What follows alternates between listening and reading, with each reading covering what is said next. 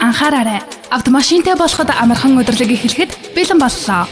Айдухтай орчин бүхэдсэн буцах хаягтай газраас автомашина сонгоод аваарай. Таны сонгосон автомашин 1-15 сая төгрөг хүртэл хямдрах болно. Монголын хамгийн том автомашины үзэсгэлэн худалдаанд тавтай морил 700 автомашинаас сонголтоо хийж хөдөө орнуудад харгалзахгүй ердөө урьдчилгаа 10% төлөөд өөрийн хүссэн автомашина хурдан шуурхай өөрийн болгоод аваарай. Олон бэлэг урамшууллууд таныг хүлээж байна. Урамшуулал 11-р сарын 15-наас 21-ний дуустал ердөө 7 хоног үргэлжилнэ. Дэлгэрэнгүй мэдээллийг 77 11 31 33 автомашинтай болоход амархан өдөрлөгөөр зочлоод гараарай. За сайн байцгаана уу хүнд үзэгчд минь. Та нартай нууцлаг эргүүд болон сонирхолтой үйл явдлаар дүүрэн Wonderful World хэмээх 2024 оны Солонгосын Улаангит кино талаар ярьж хад бэлэн болоод байна. Яг нэг сайхан таамаглал дэвшүүлээд явж байхад хэрэг шаал өөр тийшээ иргэд байдаг та. Гол дүрүүдэд нь бидний ичнэ танил жүжигчин Ким Нам Жун болон Астро хамтлагийн дуучин Нүр Царай Ча Ин Ву нар тоглосон бөгөөд ихчийн хувьд угаасаа дүрээ тул гаргадаг аюулсаг жүжигчин мэлээ. Харин Ча Ин Вугийн хувьд шүмжлэгчийн зүгээс энэ киногоороо дүр хөргөлтөөр хамгийн сайн илэрхийлж чадсан гэх магтаалыг хүртсэн байдаг. За ингээд нууцлаг хэрэгүүд таамаглагч шугад левлийн учрыг тайлахаар кинонд орцгоё.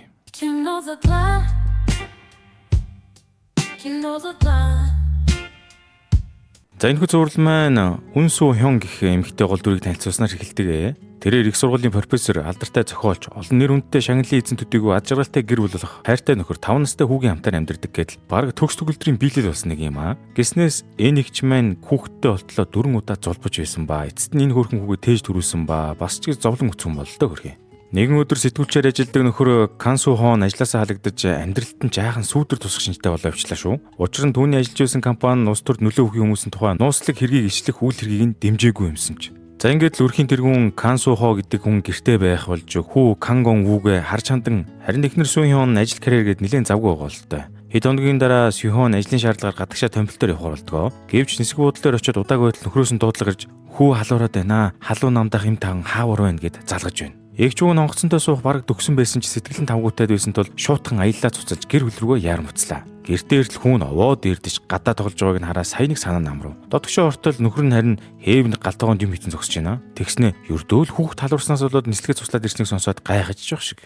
Удлуу тэдний нохоо гадаа чанга хуцах сонсогдлоо. Гараа тартал хашааных нь хаалгад илгээстэй хүн харин ойр орчимд үзэгдсэнгүү. Тэд хоёр сандран гэрийнхээ эргэн тойрноор хүүгээ хайж хоёр тийш салан сандралдан гүлээ. Сюхон айж уйлхан зэрэгцэн гүйж явахдаа зам дээр хүүгийнх нь өрөөсөн гот левтэж байгааг олж харав. Нэг л муу совин татаад явчлаа шүү. Тэгж байтал оройч боллоо. Тэгсэн нээх олон хүн бөөгнөрөөд уул галцаагаад байхаар нь очиод тартал хөөрхий бицэн хүн цус алдаж осолторсон байдалтай түргэний машин ирээд авч явж дүр зураг түүнийг тосов. Энэ мөчөөс түүний сэтгэл санаа уламд ортож эмнэлгийн ч хүүгэнд яаралтай агалгаа руу авч орлоо. Төдөөдлгөө Сюхоны нөхөр болон ээж хуурайд болон менежер Хан Юрийн нар нь энэ талаар сонсож бүгдээрээ сандралцаар эмнэлэгт цуглав. Бүгд Сюхонтой хамт зовж шалж байлаа. Хэдэн цагийн дараа эмч гарч ирээд Гомвогийн нөхцөл байдал нь маш хүнд байна. Амьд үлдэх магадлал нь тун бага сэтгэлийн бэлтгэлтэй байгаарэ гэж хэлэхэд Сюхон үүнд нь итгэхийг хүссэнгүү. Ээж нь хүртэл Сюхоныг муу мэдээ сонсч магадгүй хүлийн зөвшөөрөхөөсөөр аргагүй гэж байдгийг гэдэл аргадаастай. Өглөө болоход хөөрхий хүү Гомво ээжийнх нь нүдэн дээр амьсгал хураалаа. Тун харамсалтай. Хүүгийн орчуулгад олон хүн ирж хөөрхий түүний араас эмгэнэн гашуудцгааж байлаа. Гэвч Сюхон амнаас илүү хайрладаг хүүгээ ийм эрт алдсан гэдэгтээ эвлэрч чадсангүй. Хүүгийн осод орсон газар тэр хавийн хүмүүс зул хүж өргөж бөөн сэтгэлийн үхтэй цаас наасан байх ба ихч бол тэнд очиж уйлаад л дэндүү шудраг усаар хөвдөвлөнгийн золиос болсон хүүгийнхээ өмнөөс гомдол нэхэн гашуудна. Удалгүй хүүгийн ослын хэргийн шүүх хурлаллоо. Осол гаргасан хүн Кван Жин Вун гэх улс төрчтэй холбоо сүлбэтэй ардтал сайтай хүн байх бөгөөд Гимбурууга сайн дураараа хүлээн зөвшөөрч өөрийгөө илчилсэн юм бах уу. За гэхдээ хамгийн жигшмээр үзэгдэл нь одоонсэглэн. Шүүх хурлын үеэр хэрэгтний өмгөөлөгч нь хэргийг мушгиж хүүгээ өвчтөй байхад нь анхаарал халамж тавилгүй ганцаарнг нь орхисон гэд хамаг бурууг нь эцэгт нь тох ёстой өдр гэж байдаг шүү. Арай ч юм дими бала аргументыг шүүх хурл авч хилцэхгүй илгүүдээ хэмээн Сюхон аль болох тайван байдлаа хадгалж шудраг ёсоор зогш шитгэлийг нь хүлээлгэнэ гэдэгт итгэн төвчээр зан суусаар байв. Хажиралтай хэд хэдэн шүүх хуралд орсны шүүгчд осол гаргасан Кван Жуюныг баг гэмбүрэгүү буюу 2 жил 6 сараар хорих шийтгэл оноосноо 4 жилийн тэнсэн харгалзах өгч ер нь бол ял идэлхээргүй болгож зүгээр л сурлах шийдвэр гаргаачлаа. Шудраг усын хөнгөлөгч нь энэ бололтой.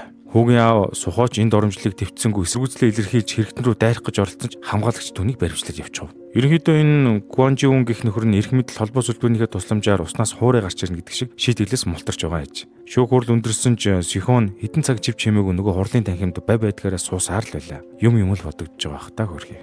Орой болоход өнөө хэрэгээс мултарсан Кванжун гэх нөхөр төрсөн өдрийн бялуу мөлөө барьсан гэрийнхэнтэйгээ ярьж байгаа болтой шүү.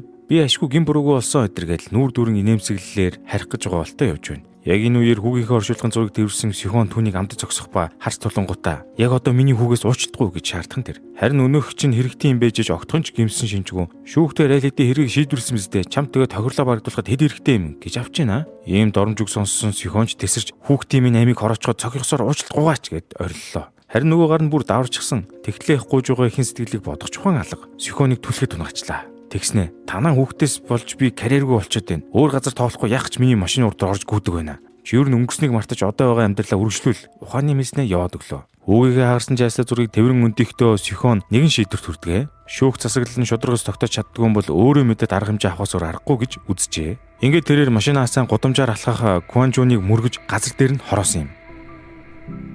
Үүний дараа Сихон 7 жилийн хорих ял авлаа. Хэдийгээр өмгөөлөгч нь хүүгээ алдсан хэрэг хийснээ хүлээн зөвшөөрч байгаагээд аль болох ялыг нь хөнгөлөх хүсэл гаргасан ч Сихон өөрөө би буруу зүйл хийсэн үнэ. Гэвч ямар ч тохиолдолд би энэ шийдвэрийг гаргах байсан. Тиймээс харамсахгүй байна гэж хэмээн мэдүүлж шүүхээс ч 20 хугацааг нь бууруулсангүй ялыг нь хэвээр онов. Дараа өдрөөс нь нууг хэрэг олонний анхаарлын төвд орж хүмүүсийн дунд ширүү маргаан тэгтлээ. Нэг хэсэг нь олонний танил байж хүн амны хэрэггүүллээгээд эрс буруутгаж хамаг бичсэн номыг нь худалдаанаас татаж кэнсел хийж байхад зарим түүнийг дэмжин их хүн хүүгийнхээ төлөө шудраг өсийг ингэ сануулхаас өөр арга байгаагүй хэмээн өмөрцгөөж байв. За тэгээд нэгэнт хүний амь хороосон үлийн үрээ эдэлж олон жилийн турш шорон суух болсноор түүний амжилттай карьер нь нуран унхан тодорхой. Уг нь нөхөр Сухонд мэдээний нэвтрүүлэгчээр ажилд ордогч түүний карьерч мөн удаан үргэлжилсэнгүй. Учир нь тэрээр эфирийн үеэр Сихоны хэргийн талаар мэдээ уншихдаа текстийг нь өөрчилж эхнэрээ гэм зэмгүй хэмээн өөрийн байр суурийг илэрхийлсэн бөгөөд энэ нэвтрүүлгийн дараа тэрээр шууд халагдсан байдаг. Шоронд ороод Сихон гадаад ертөнцтэй бүр мөсөн холбоогоо тасаж бүр нөхөртөөгөө уулзахаас татгалзуулжээ. Энэ бүх ардарсан зөвчиг өдрүүдийн дараа тэрээр хинтээж уулзж ярилцахыг хүссэнгүй. Гэсэн ч нөхөр Сухон бууж өгсөнгүй. Байнгын эхнэртэй захиа занаа бичиж шоронгийн харуул үлдээх ба эхнэр нь нэг өдөр уншина гэж найцаарлав. Тэрээр захидлуудаа эхнэрийнхээ гэм буруугүй гэдгийг батлах хүртлээр хизээж зогсохгүй хэмээн амласан байдаг. Улмоор Сухо биедан мөрдөн шалах ажиллагаа эхлүүлэх бөгөөд энэ явцдаа топ зэрэглэлийн хуульчд болон өндөр албан тушаалтнууд туйлдж хүүгийнх нь ослын үнэн мөнийг нуун дарагдуулсан болохыг олж мэднэ. Харин шоронд хоригдож буй Сихоны хувьд өдөр хоног өнгөрөх тусам талигч хүүгээ шудраг бусаар алдснаасаа болоод зов чаналсан хэвээр л байлаа. Ухаан санаа тогтворгүй болсон түүний толгойд зөвхөн хүүгийнхэн дурсамж тасралтгүй эргэлдэнэ. Нэг өдөр шоронгийн ойдлын цэхэд ажиллаж байхдаа хийж үзүүлдэ төлрөөгөн улмаас ойдлын машинд гараа аваад хайчих юм аа. Маш их цус алдсан тул яаралтай эмнэлэгт хүрэгдэж байгаа нь харагдана. Тэр үед шоронд ажилладаг нэгэн үл таних залуу түүнийг эмнэлэг рүү хүрэгдэж байгааг их л анхааралтай ажиглан зогсноо. Эмнэлэг яаралтай хагалгаа хийсний үр дүнд Сихон сэргэх боловч хүн нас орсон өдрийн талаар нарийн ширээнийг эргэцүүлж бүх зүйлсийг эргэн санах тусам улам гуниглаж сэтгэл готролд ороод байгаа болтой. Хүн амиа алдсан өдөр хашааныхаа хаалгыг бүрэн хаагаад гэртээ орсон гэдэгтээ итгэлтэй байсан ч дахиад ганцудаа шалгачих байсан юм гэж өөрийгөө буруутгасаар л байв.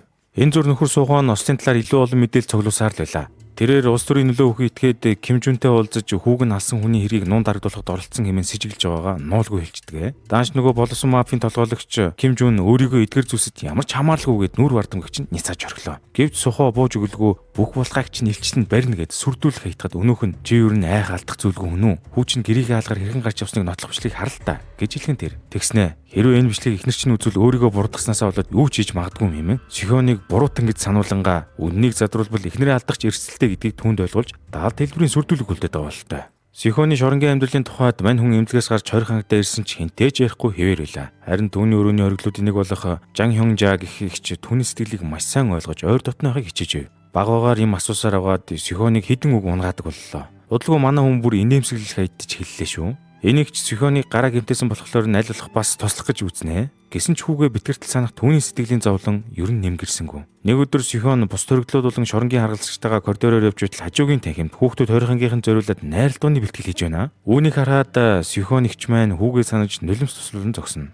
Энэ үеэр Сихоны хадам ээж буюу Сухогийн ээж хотынхаа ажилуулдаг хоолны газар ирээд хүүгийнхээ ирээдүйн талаар ярьж байгаа юм аа. Тэрээр хэлж байгаа. Манай хүүгийн туулах амьдрал урт байна. Цаашид танаа охиноос салж ажил төрөлдөө анхаарах хэрэгтэй байна. Манай хүүд Америкаас сурвалжлагчаар ажиллах санал ирсэн гэд баахан томрлоо. Энэ явдлын дараа хуурай дүү хан юурын санаа зовж ээжийг нь дагуулад Сихонтой очиж уулзахаар шорон руу явлаа. Амхандаа Сихоныг нөхөр сүлдэртэйгээ уулзаж ирээдүйн талаар ярилцахыг сануулад байгаа болтой. Эцэст нь Сихон тэдний хэлснээр нөхөртөөгөө нэг муулзлаа. Энэ үеэр Суху хэргийн үнэн мөнийг илрүүлэхдээ л илрүүлнэ хэмээн амлах боловч Сихон түнд ингэж хэлв. Уулзаагүй уудсан дуушлаарай. Цаашид надгүйгээр амьдралаа үргэлжлүүлдэ. Энд дахиж ирэх хэрэггүй. Өнөөдөр бидний уулзч сүүлчийн өдөр болог хэмээн түс тас хэлж орхлоо шүү. Тэрээр шоронд маш удаан хугацаагаар хоригдохоо мэдэж байсан учраас нөхрийнхөө ирээдүйн амьдралыг бодолцож ингэж хэлсэн бололтой. За тэгээд үүний дараа энэ хоёр маань хоёр талд учиргүй уйлж хайлсаар зам замаа хөгөөсөр аргахуд хүрч байгаа юм. За харин одоо бүгдээрээ тайвшраад маш хэрэгтэй нэг мэдээлэлтэй танилцгаая. Та автомашинтай болоод амархан гэдгийг мэдэх үү? 2025 оны 11 сарын 15-наас 21-ний хооронд автомашинтай болоход амархан өдөрлөг автомат автолтооны төв тохиох гэж байгаа бөгөөд та өдрөлийн хүрээнд ердөө 60-аас 180 минутын дотор бүх зүйлээ нэг дор шийдүүлэн автомашин оноод гарах боломжтой юм байна. Мөн оригинал үзүүлэлттэй үнэлгээ өндөр бага километр гүйлттэй баталгаатай 7 завраа автомашинаас сонголттой байна гэд боддоо. Хаанч байхгүй зээлийн хөнгөлөлттэй нөхцөл болон хамгийн супер бэлэг урамшил таныг хүлээж байна. Үүнд 1 саяас 15 сая хүртэлх дүнгээр автомашины үнийн бодит хямдрал хайнанд аялах эрх. Улаанбаатар хотын УБСР-тэй улсын дугаар, өвлийн дугуй, Азийн хурд эргүүлэх эрх, худалдан авалтын нэмэлт гарын бэлгүүд багтана. Хаяг Т3-ын хойно Гурвалжингийн гүрний зүүн урд талд автомат автотолтооны төв. Харилцууц нь 7711 3133. Баталгаатай автомашиныг автомартаас нэгэн цастай өдөр гадаа салхилж суух зураа Сихонтой хамт хоригдож байгаа нөгөө сайхан сэтгэлтэй Хёнжи агч өөрийн амьдралын түүхээ түнд амжилтлан ярьж өгдөг. Тэрээр олоон жилийн өмнө нөхөр нь түүнийг хууран явсан явдлыг олж мэдээд урандаа нөхрөө нууц амрагтайгаа уулзж байсан газрыг нь галдан шатаасан юмсан ч. Харамсалтай нь уг галын остоос улбаалж тэнд байсан өөр бусад олон хүмүүс амиа алдаж тэндээс зөвхөн 8 настай л хүү амьд гарчээ. Тэр хүү одоо хүн төвчтэй болжээ. Хёнжи агч мөн түүнд хандаа ингэж байгаа. Чамаас хүсэх нэг зүйл байна. Би удахгүй нас барахын тодорхой болсон. Тиймээс чи эндээс гараад тэр хүүд өршөөл хүссэн цагтлуудын минь дамжуулаад өгөөрэй хэмээн захив. Үзэг зөлөгтөхөд аль хэдийн овоо хэдэн жил өнгөрснийг илтгэх ажээ. Нөгөө Сихоны гараа айдлын машинд гэмтээгээ түргнээр явдаг өдөр түүнийг сүрхий ажиглаад байсан шоронгийн ажилтан залууч нь өдрийн цагаар машины засварчин хийдэг болчиж түүний нэрийг Сонёл гин. Тэгснээ шөнийн цагаар нууц ажиллагаа явуулдаг нөгөө айхтар улс төрч буюу боловсон мафийн толгойлогч Ким Жуны дор ажилладаг болжээ. Анхнаасаа л жирийн хүн биш гэдгийг нь мэдэгдээд байсан юм л та. Ким Жуны улс төрийн өрсөлдөгчийг нь мөрдөж тагнаад аюултай даалгавар биелүүлдэг бололтой. Гиснээс нэг нартай өдөр Сихон эгч маань шоронгоос суллагдлаа. Сулгацсныхаа дараа хамгийн түрүүнд тийгэр төлөвсөн зүйл нь хүү Конуугийнхаа оршуулгын газарт очих байлаа. Түүнтэй зэрэгцэд өнөөх Сонёл гэх залуу мотоциклаар бас нэг зүг тавьж явах юм. Энэ Сонёл ч бас нэг хин нэгний оршуулга дээр ирсэн юм байна шүү дээ. Эгч хүүгийнхээ булшинд хүндэтгэл үзүүлээд налан хөвтөж байтал гэнт бороо орж гэлээ. Тэгтэл зэрэглэдэг булшиг ирэж байсан Сонёл түүнийг олж хараад шүхрээ санал болгох нь тэр. Сихон ихэндээ татгалцсан ч Сонёл булшны чулуун дээр хүүгийн нэрийг уншснаа. Гомвоо ээжигээ бороонд норохыг харуулга гонеглон шүү дээ. Гэж хэлэх мөчөд Сихон өөрийн ирэхгүй шүхрийг атган авч үлдлээ. Сихон оршуулгын газараас явсны дараа ээжиндээ очдгоо. Угаасаа намайг суллах өдөр битээ идрээрээ би хүүдээрээ ганцаар очно гэд хэлсэн юм байна шүү дээ. Ээж нь өөрөө жоохон минь өдрийг хүлээж байсан бололтой охиноо эрх чөлөөтэй болсныг хараад бөөн баяр. Маргааш нь хуурай дүү Юридээ сурпрайз барихаар дэлгүрт яваад очлоо. Юри ч эгчигээ хараад үнэн голоосоо баярлж байгаа юм. Энэ охиныг асрамжийн газарт байхад нь Сихон болон түүний ээж их л тусалж дэмжиж байсан бөгөөд төрсөн дүүшиг нь л ижил тасал болсон байгаа юм. Юри дүүн Сихон тандж хэлж байгаа. Та мань их сүтэрлээ. Одоо бүхнийг шинээр эхлээд ажилдаа орно эцтэй. Гээд л урам өгс урсгаж байв. Удаах өдөр нь Сихон шоронд байхдаа сайн эгч дүүсүүлж дотносон Хинжо эгчийнхээ загснаар өнөөх хүүгийн тухай мэдээлэл олж авахын тулд цагдаа сэргийлэхээр явж холбогдох баримт мэдээллийн эрэлт гарсан ч энэ маш төвөгтэй процесстэй зүйл болоо явчлаа. Гэвч шантралгүй эрэл хайгуул үргэлжилсээр эцэст нь их сургуулийн профессор Ким Ширагийн хүнтэй уулзнаар сэжвэр олж авах шиг боллоо. Өнөөх профессор нь түүнд хүүг олоход тусна гэдэг амлав. Оройн Сихон Юритэй ресторанд хооллох ба Юрич ажлын шаардлагаар томилтоор их явдаг саяхан аялаад ирэхдээ хос гутал авсан гэдэг эгчтэй бэлэг болгон өглөө. Мөн энэ үеэр нөхөр Сухог нь удахгүй Солонгост ирэх гэж байгаа талаар дуулгаад амжив. Хоолны дараа Сихон хуучин гэртээ очисон бөгөөд нөгөө том байш нь одоо бүрч хоосорсон юм шиг санагдлаа. Ядаж байгаад гэр бүлтэйгээ өнгөрүүлсэн хамаг жаргалтай мөчүүд нь нүдэнд нь үзэгдээд улам уйв гашууд автуулчих юм аа. Сүлдээ ч ядарч хүүгийнхээ өрөөнд унтаад өглөө. Маргааш өглөө Сихон гэрээсээ гарахдаа хаалганд автоматар хаагдаж буй чимээг сонсдог бөгөөд энэ түүнд хүүгээ амиа алддаг өдөр нь өөрийгөө хаалгыг бүрэн хаасан гэдэгт улам бүр бат итгэлийг төрүүлж орхилоо. Удалгүй нөгөө Ким Шира гэх профессор түн рүү залгаж хайж байсан хүүгийнх нь гэрийн хагийг олсон тухай мэдэгдэв. Хаягаар нь сургалсаар очтол тэр хүүгийн нэр нь Кван Сонёл буюу бидний танил нөгөө залуу байж таарлаа. Сихон ч хаягаар нь явсаар гэрийг нь олоод иртэл хоосон хаалга мөрөвөө гэж. Гэхдээ гэрийг нь зааж өгсөн хүн Сихонд хүүгийн ажилтдаг газрыг нь зааж өгөв. Учир нь Сонёл гэх нөхөр чинь нөгөө улс төрчийн даалгасан нууц ажлаа хийгээд завгүй юм байна шүү дээ. Мөрдөж байгаа хүмүүстэй баригдах шахаж хамгаалагчтай нудраг зүрлээд арайхийн цогтож яваа харагдана. Сихон ч Сонёлыг хайсаар ажил дээр нь яваад очлоо. Тэгтэл Сонёл шарх сорвоо ариутгах сууж явах ба Сихоныг олж хараад нэлийн гайхаж байгаа болтой. Сихон ч түүнийг таньж олон үгийн эрэлгүй шууд л Хинжи агчийн дамжуулсан захиа бүхий тэмдэглэлийн нэвтрийг өгөх гэж оролдов. Гэвч нөгөө Сонёл уурлаж өнгөрсөн гүнх дурсамжаа эргэн санахыг хүсэхгүй байгаагаа илэрхийлв. Эцэг хиймийн хүнээс нь тэр хүн үхсэн амьд над ямар хамаатай юм. Үхэн үхлээ тэр хүнийг ботхойч хүсэхгүй байна гэд маш их бухимдаж байлаа. Маргааш нь Сюхон Сонёлын гэрийн эргэн тойрноор эргэлдэж бүр орой болт түлээгээ сууж байгаа нь харагдана. Дараагийн өдрүүд чинь үллээ давцаарлаа байна. Нэг өдөр Сонёл мотоциклтайгаа явж байгаа зам тээврийн хөнгөн осол өртөж ээжийнхээ дурсгасан зүйлтийг алга болгоод намагтай усан дотор хайгаад бөө юм болж байлаа. Энэ зүйлт нь түүнд үнэхээр их үнцэнтэй гэдгийг холоос ажиглаж зогсчвөө Сюхон мэдэрсэн учраас түүнд туслахаар шийддэг. Эцэст нь намаг булчиг дундаа Сюхон зүйлтийг олж Сонёлд гардуулж өгөхдөө бидний хувь тавилан адилхан. Хоёулаа л хайртай хүмүүсээ шудраг усаар алдсан. Гэхдээ би чамааг ус сонзонгоосоо болж над чиг битгий зовоосэй гэж хүсэж байна. Би одоо өнгөрснийг мартаж уучлж өршөөх тал дээр хичээж л явна хэмээн учирдаж утасны дугаар бичсэн цаасыг түүнд татгуулаад тэндээс явлаа. Энэ үеэр нөхөр Сухун ABC гэх телевизэн компани нүр царай болжээ. Тэгээд хадмандаа зочлоод гарч явахдаа шоронгоос сулгацсан эхнэрээ болоод харчваа. Гартаа бас Сюхоны хувцастай цүнхийг барьчихаж. Эхнэрийнхээ гараас барих гэтэл өнөөхөн зайварж би чиний амьдрал тэрэггүй гэд эсвэргүцэж байна. Гэхдээ л нөхөр нь би үнэхээр чамгүйгээр амьдрч чадахгүй юм байна лээ. Яаж чичигэд болохгүй юм бэ гэд хамаг шалтгаанаа тооцсноо тэрвээ давлаа бүр. Эцэст нь Сюхон нөхрийнхөө тууштай шийдэмгий байдалд нь бууж өгч сэтгэлэн зөөлрөн хамт амьдрахаар шийдэх шиг боллоо.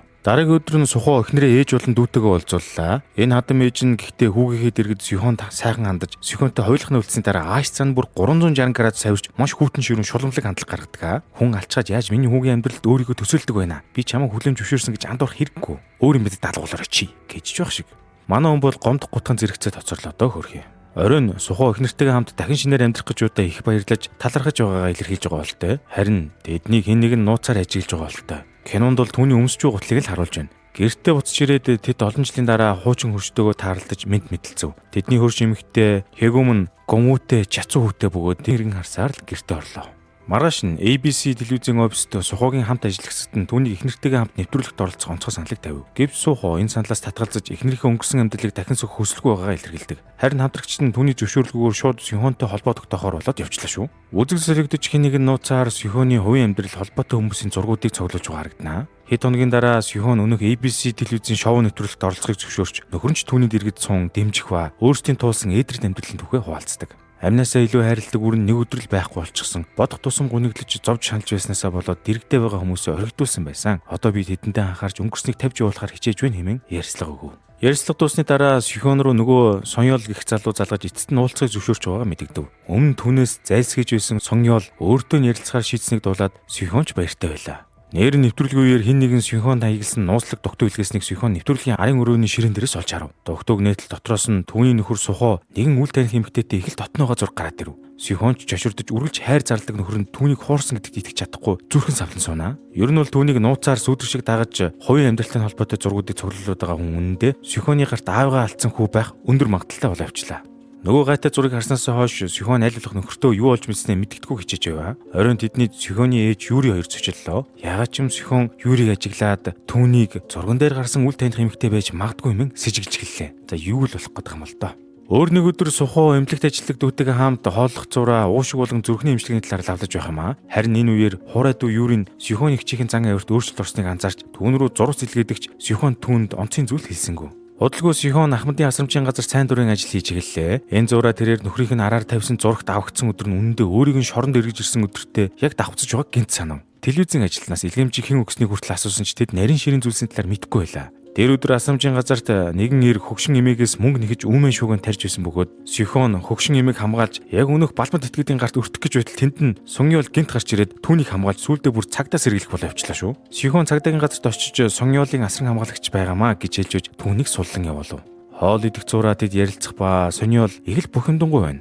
Яах гэж тийм юмтай тохиролцож байгаа юм чи буруу хэрэг хийгээгүй шүү дээ. Тохиролцооны мөнгийг чинь буцааж төлнө гэдэр гэлж байна. Эгч болохоор хэлж байгаа. Тэгэд хүн цоцсон хэрэгээр шорон цохыг хүсээ юу? Ирээдүйд чинь хөрөнгө оруулсан гэд бод гэд ухаарлын үгнүүд урсган нөгөө эгчийнхээ тэмдэглэлийн дэвтрийг ч гардуулж өгөв. Тэдний яриа үгээр зогссонгүй. Өдөр асамжийн газарт Сонёл санаандгүйгээр түүний барьж байсан нөхрийнх нь өөр эмэгтэйтэй байгаа зургийг олж харсан тухайгаа хэлж нэлээд өндөр чанартай мэрэгжлийн камераар авсан зураг шиг санагдсан хэмээн онцолж байх юм. Гэртээ харих замдаа Сюхон хөрш Хэгүмтэй дахин таарч тэдний дорж хэсэг ярилцгаар боллоо. Учир нь Хэгүм гэх энэ бүсгүйч нэгчд их баярлаж талархаж явдаг гэх ба шалтгаан нь хүн найз нөхөдгөө ганцаардаж байхад талигчгүй гонвол хүүд нь хань болж хамт тоглодог гэжээ. Тиймээс сайн хүү өсгсөн үлгэр жишээ ээжгээд Сюхоныг их хүндэлж явдаг юмсан ч. Нэг өдөр тус ургаж ачааг нь хариулна тэргээл амлалт өгөөд ч бас байна. Энэ орой Сюхон гэртээ ирээд эцэст нь нөхөртөө өнөөх зургийг гаргаж үзүүлвэ. Сухооч бажигдаж нүрих газаргүй бол сандрах ба наадах чинь зүгээр л нэг удаагийн алдаа байсан юм а. Би наадах чинь дурсахыг хүсэхгүй байна. Бүх зүйл өнгөрсөнд үлдсэн. Надад зөвхөн чийл байна итгээрэй хэмээн учрал хайдлаа. Хамгийн гайхмаар нь түүний арайхийн холбож хийсэн эдгээр үгсийг сонсоод Сихон түүнийг уучлж "За тийм бол яах вэ? Бүх зүйл өнгөрсөн гэж байгаа бол амьдралаа дахин шинээр эхлэхэд л болно" гэд айгүй өөдрөг хариу үйлдэл үзүүлв. Маргаашин Сухоо ажил дээрх бүх хяналтын камер имжлэгүүдээ шалгаж зургийг илгээсэн хүнийг илрүүлэхээр үз тардагч царайг нь тодорхойлж чадахгүй л байлаа. Энэ нууцлог хүн чухам хийн болоо. Ингээд нэг өдөр Сихон Юригээ дүүтэйгээ кафед уулзлаа. Юри түүний талаар санаа зовж байсан ч Сихон ч түүнтэй илэн далангуй ярилцаж нөхөр нь түүний араар тавьсан тухай хуваалцваа. Тэгсэн энэ талаар сонссон Юригийн царай барааж илт тавгүй болж эхлэх ба Сихон ч үргэлжлүүлэн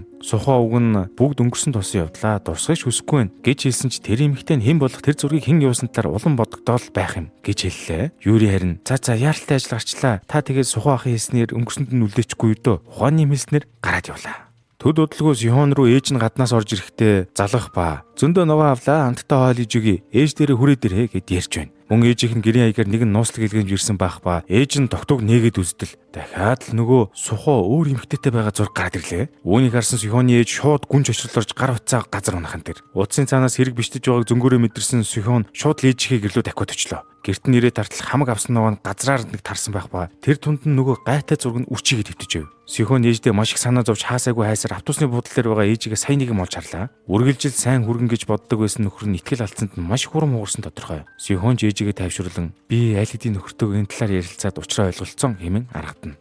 Энэ үеэр Сухоо ажил дээрээ бас нэгэн нууцлаг дуудлага хүлээн авчлаа. Тэгээд тэр өнөрөө Сухоо ингэж хэлсэн байна. Чи тэр зургуудыг илгээсэн хүн мөн үү? Уулзаж ярилцъя гэж хэллээ. Харин нөгөө талаас хариулт өгөхийн оронд нэг зочдлын хаяг бүхий мессеж илгээх шиг болов.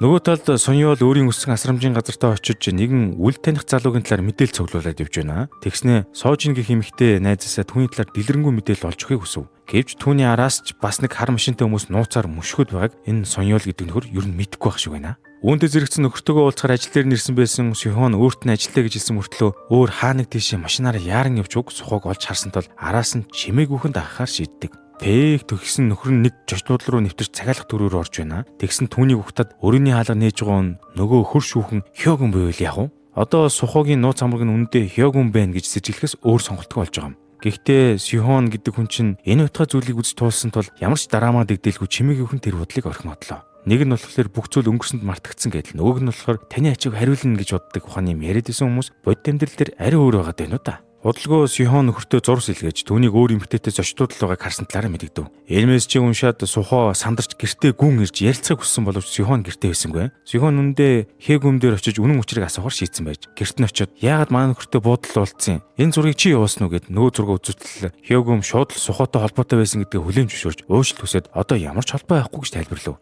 Хачиргалтай нь Хэгүм тэр зургийн талаар юу ч мэдэхгүй байлаа. Гэхдээ л Сихон түүний үгэнд бүрэн итгэсэнгүй.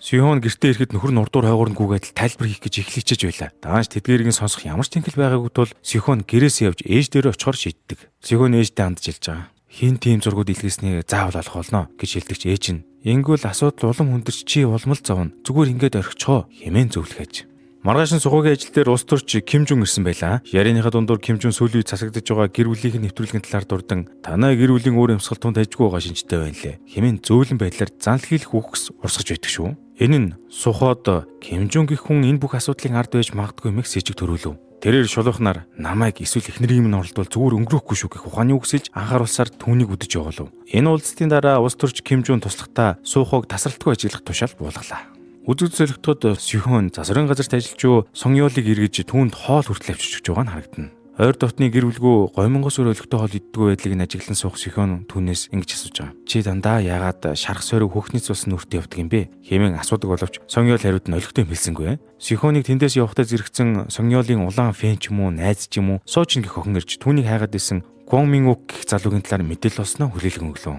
Нөгөө талд ээжиндээ барилж Сихон нөгөө гайхал зургуудыг ахин дахин нэгтлэн шалгацуураа сүүлд явуулсан зургийн нард вебсайтын линк бүхий мэдээллийг олж хардаг. Энэ веб линк нь түүнийг хуучин нэгэн автобусын тухай мэдээр хөтлөж байгаамаа. Энэ ослын хохирогч нь Ким Ун Мин гэх эмэгтэй байсан бөгөөд дүрм зөрчин зам хүндлэн гарч байхдаа мөргүүлсэн гэх утгатай нийтлэв. Энэ талаар дэлгэрэнгүй мэдээлэл олж авахыг хүссэн Сихон нийтлэлийг бичсэн сэтгүүлчтэй уулзаж зураг илгээгчийн талаар сураг гаргаж болох юм хэмээн сэтгэв. Өөр нэгэн өдөр Сихоны хадам ээж нь Сихонтой хамтдаа гадуур явахыг санал болгож шопинг хийгээд л хамтдаа кафед суух боловч уулзалтын үеэр чимээгүй дарамталж Хөөгийн минь нэр төрийг гутаах зүйл битгий хийгээрэй те. Та хоёрыг тус тустай амьдарч байгаа гих шум гадуур яваад байна гэж хатуухан анхааруулж байна. Бүр гэрүүлийн аж аргалтай эвнэртэй байгаа мэтэр жүжиглэхийг шаардаад байгаа болтой. Ийм хогийн үгнүүд сонссон Сихон ээжийнхээ гэрт ирж зөндөөл уйллаа. Яг л нус нүлэмсэн давтгалдаа сууж байтал Юри тэдний дэрж түүнийг даган сэтгэл нь өвдөж тайвшруулахыг хичээнэ.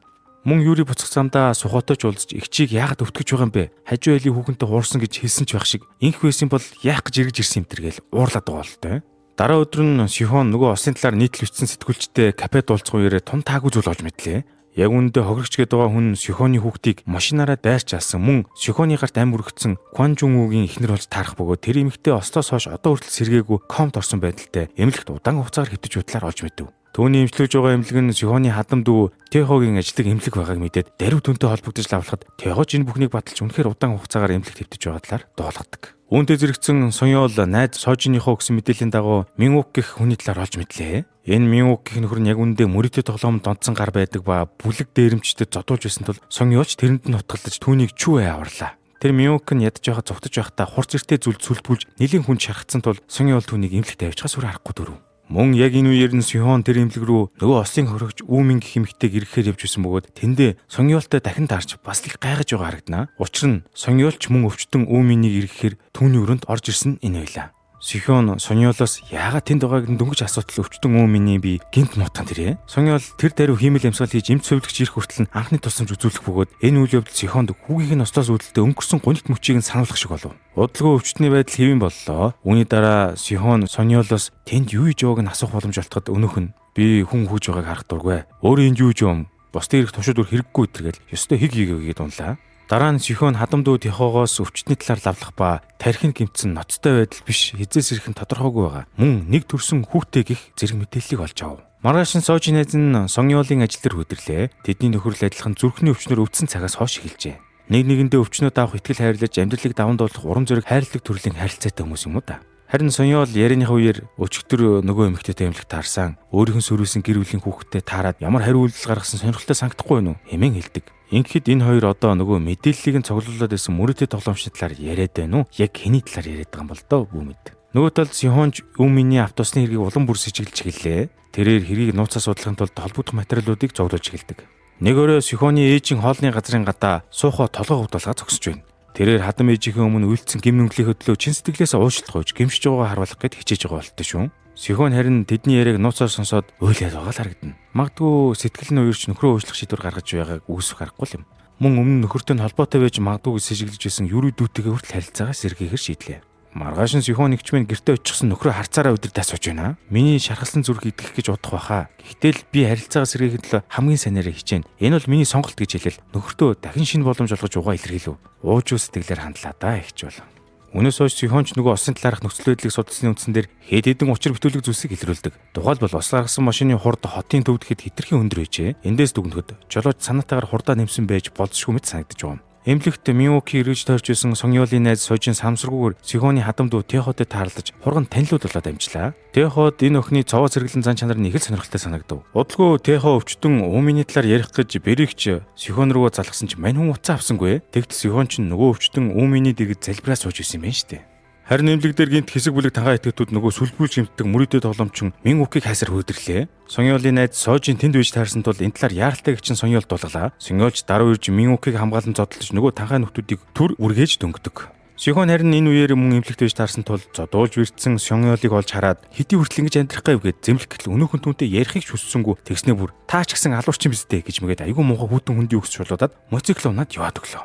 Хэд хоногийн дараа улс төрч Ким Жун олон нийтийн өмнө өөрийгөө сайн хүн болгож харуулах кампанид ажиллаа эхлүүлж ерөнхийлөгчийн сонгуульд бэлдээд эхэлжээ. Гэвч тэрээр суухаг улс төрийн замналд нь гай болох магадaltaй хүн гэж үзэж байсан тул хорхотой хараандаа зуусаар л байлаа. Үзэл сэрэгдэж Сихон Сонёолыг яагаад гинт түнд хүүтэн хүндий хандах болсон шалтгааныг мэдхийг хүссэн тул ажил дээр нь хоолунд барьсаар ирж байх юм аа. Сонёол гайхсан ч гэсэн түнд хэлж байгаа. Би танаас дандаа авдаг аа. Харин нэг удаа тус болохыг хүссэн юм. Тэр өдөр таны хайж очсон өвчтний хүү тэнд байсан юм аа. Над чиг ээжигээ битгий алдаасаа гэж хүссэн юм. Гэж хэллээ. Сихонч түүнд итгэх шиг болов. Сихон үгийн цайлгын болохоор уучлалыг нь хүлээн авч аль болох түүнд тусаж дэмжихээ амласаар байв. Маргааш нь Сонёол Кимжүний хүнээс нуус даалгавар авч байхад Сухогийн хөлссөн мөрдөгч Хан Санч бас Сонёолын үйлдэлийг сэм ажиглан авна. Сухо оройн гэр бүлийн уур амьсгалаас сэргийхийн тулд Сихоныг тансаг ресторанд урлаа. Хоол идэж байхдаа гал дээр хоол шахыг ажилтан суусан Сихон гэнт галын ослоос амьдулсан Сонгёолын тухай санав. Гэвч Сонгёолын нүүр бид нь ямар ч гал түлхсэн сорив байгаагүй санаж түүний сэжиглэх зүйл нь дахиад л нэгээр нэмэгдлээ. Гүзэг сэрэгдэж Сонгёол имлэг тавьж байхдаа нөгөө Минука ирэхээр ирсэн болов уу гэсэн чинь юу вэ? Нөгөө ослоос л тухаангүй өвтөж байгаа Мингих өвчтний өрөөнд нь орж ирээд гараас нь натгаж сууснаа. Ээжээ гэж дуудаж ивэл яах вэ? Эндээс бид Сонгёол гэх нөхөр бол Сихоны захиад дамжуулахаар хайж байсан хүүхэд биш. Харин түүний өөрийн гараар цааш харуулсан нөгөө машинаараа хүүгэн дээрдэг жимүүн болон имлэг тухаангүй өвтөх Миний хүү гэдгийг мэдэж авлаа. Ер нь бол энэ нөхөр эцгийнхээ хүүхдтэй холбоотойгоор аль дээр шоронд байхаас эхлэн Сихоны эргэн тойронд эргэлдэж ирсэн юм шүү дээ. Бас л энэ хүртэл бидний сэтгцээр наадч чадсан.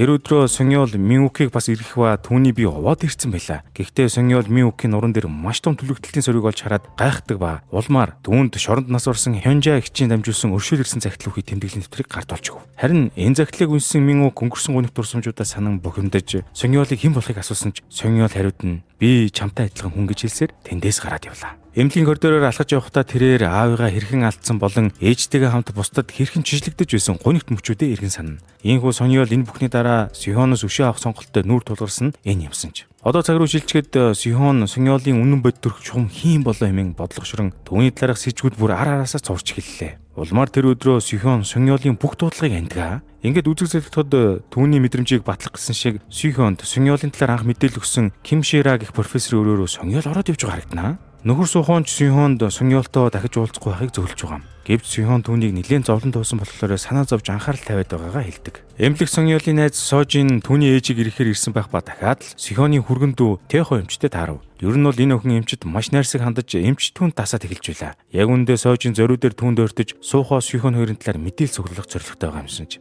Энэ бүхний ард Сонгёол байгаа нь ойлгомжтой. Нөгөө тал Сухо ресторанд хувийн мөрдөгч Хансантайгаа уулзаад цуглуулсан зургуудыг нь үзээ сууж байна. Зургийг гүйлгэж байтал дунд нь Сонгёолын зурагч тууж байх шиг. Гэхдээ Сухо Сонгёолыг танихгүй л дээ. Хансант үнд хэлж байгаа. Энэ залуу хөвчлэн Күмжүнтэй хамтран ажиллаж улс төрийн өрсөлдөгчтэй холбоотой асуудлыг шийдвэрлэдэг. Ухааны тайлбар хийв. Гэтэл нөгөө Сонгёол нь энэ хоёрын энд уулзаад ингэж ярьж байгааг нь хүртэл тагнаад явж ивэл яах вэ? Нэр нөгөө жинхэнэ захидлын эзэн гал төмрийн охирогч Минук гэх нөхөр мөнгө хүлэгчдэд 25 сая оны өртөө байсныг Сонгёол Кимжүнд ажилласан мөнгөөр хаачихжээ. Ямар ч шалтгаангүйгээр өөрт нь ингэж тусалж байгааг энэ Минук гэх нөхөр их гайхаж байгаа л та. Сонгёол гэхдээ энэ залууг үнэхээр тэгж их өрөвдсөн юм байх та. Нөгөө талд Сихон Хинжа гिचийн тавьсан гал нэрвгцэн хогчдын дурсгалын газараар явж байх ба хэрвээ тэр хүмүүсийг энд оршуулсан бол өөрийг нь шоронгоос гардаг өдөр Сонгёол яагаад гүнвэгийн оршуулгын ойролцоо явж байсныг гайхсаар. Удалгүй Сонгёолч түүн рүү залхан таарч ээжийг нь ажилуулдаг хоолны газрын нэрийг хэлээд түүнд тэнд хурж ирэхийг хүсв. Мэдээж Сихоны хувьд энэ бүхэн зүгээр нэг тохиолдол мэт санагдах болж эхэллээ. Хэд хоногийн дараа сонгуулийн арга хэмжээний үеэр Кимжүн байнга хоолдог газраа Сихог дуудаж уулзан түүнд телевизийн ажлаа орхиж өөрийн сонгуулийн багт нэгдэх санал авба. Түүнийг ятгаж өндөр албан тушаал амсан боловч Сухоо бол одоо шудраг бус үйл ажиллагаанд гар дүрж улс төрчтэй хамтрах хүсэлгүй байна гэд шууд татгалзаж орхилоо. Өмнө тэрээр хувийн мөрдөгч Хансантайгаа уулзаж ингэж ярьжээ.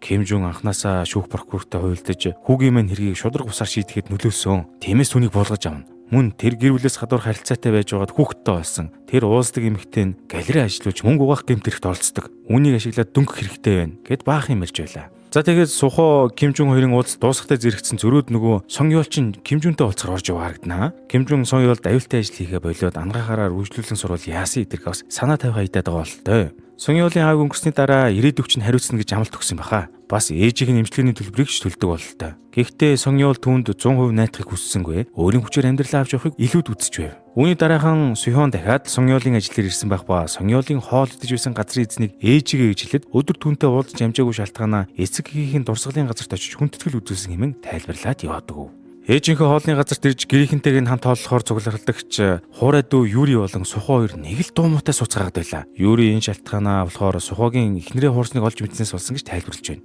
Дараагийн өдөр нь Сихон Сонгёолын ээжийн ослын хэргийг хариуцсан мөрдөгчтэй уулзлаа. Ер нь бол хэрэгтэн гэр бүлээрээ хаа нэг тийш нүүсэн. Мөн тухайн өдөр хэргийн гэрч болох нэг ч хүн гарч ирээгүй байна. Харин хохирогчийн хөл хаасайгүй зар тавьж хэргийн араас нэлээд хөөцөлдөж ирсэн талаараа олж мэддэг. Үүний дараа Сихон интернетээс ээжийнхээ ослын талаар мэдээлэл хайж зар тавьсан нэгэн аккаунтыг олж аваад энэ хүн хохирогч Миний хүү мөн байх гэж боддог. Удалгүй Сихон хадамдуу Тэхотойгоо уулзгаар эмнэлэг дээр очлоо. Ярианы үеэр Сихон Суньёолын талаар асуух ба Тэхо тэр хоёр нэг сургууль сурцдаг ангахын оюутнууд байсан талаар олж мэднэ. Мөн Суньёол өмнө зүрхний 3 удаагийн хаалганд орж ирсэн талаар сонсож улмаар Суньёол гэх хүн бол түүний хайж байсан галаас амьдгалдсан хүү ишүүлэхийг ойлгож авлаа. Сихон энэ удаа цаг алдалгүй Суньёол руу мессеж хийлгэж кафед уулзах хүсвэ. Суньёол ч зөвшөөрч очих замдаа өшөө авалтынхаа төлөвлөгөөг эргэцүүлж байлаа. Энэ Суньёолч нь бүр Сихоны хоригдох ял авсан шүүх хурлаас хойш түүнд нууцаар хяналт тавьж хажуу аваар нэргэлдэн эмэгтэйчүүдийн шоронд хүртэл ажиллаад ээжийг нь хоолны газраар орж гараад цаг үргэлж түүнийг овоо хараандаа байлгаж байсан юм шүү. Дайсантайгаа ойр бай гэдэг тактикийг утгаар нь хэрэгжүүлэхээр шийдсэн бололтой. Ер нь бол өөрийнх нь эрхэм нандин бүхнийг аваад өөрөө ч гэсэн дотносож яваад нэг мөсөн өшөө авах төлөвлөгөөтэй байгаа юм байна. Сихонч мөн түүнийг өөрийг нь хуурч байсан гэдгийг мэдсэн учраас цаашид тэдний чимээгүй дулаан хэрхэн өрнөх нь үнэхээр сонирхолтой биш шүү. За энэ үрээд гайхамшиг ертөнц сурлын маань эхний хэсэг өндөрлөж байна. Боломжтой ёсороо та нарынхаа санал хүслийг харгалзан үзээд 2 дугаар хэсгийг оруулах хэсгээ шийдэх болно. За тэгээд лайк, subscribe дараад урам үгүй харьлаарай. Тун утгагүй болцъё.